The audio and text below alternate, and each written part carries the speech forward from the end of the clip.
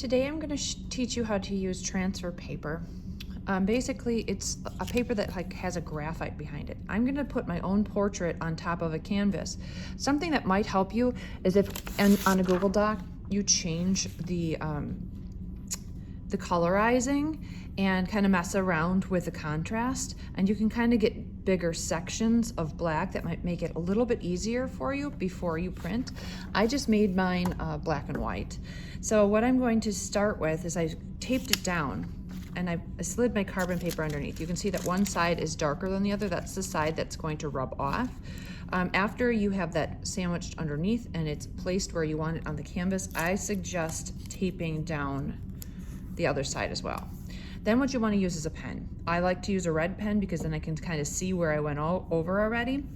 We are going to do like a posterized effect of a portrait, just basic black outline. So you're going to do the main parts of the body. You can see that I'm starting with my hair and my shoulder, and I'm going to extend that down.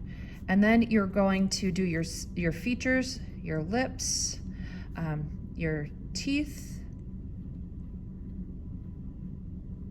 You want to be careful doing teeth. Sometimes they can be overdone. Inside your nose, you might not do your whole nose. You could give it subtle hints where it's darkest. I'm also going to do this smile line and maybe where my chin is. And then I'm going to go through and decide what dark spots need to stay. When you are tracing hair this way, we are not painting hair by hair. We are just painting dark outlines. So since I have waves in my hair, I'm going to kind of outline the main sections of those waves. Get there, and then maybe my hairline or my neckline, maybe even a collarbone. I already went through and did sections of my eyes,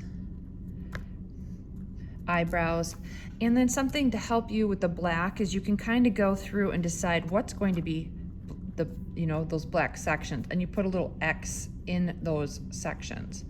Now, after you have it all outlined, you are going to check it. So carefully check to make sure you have everything. If you take it all the way off, you'll have a hard time getting to match up. So that's why I have one side still and the other side still taped down, and you can kind of make sure that the pressure was correct.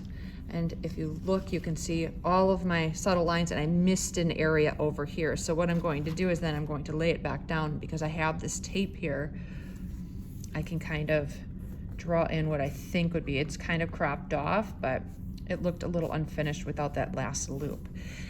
This will be your outline for your portrait of whoever you're going to do.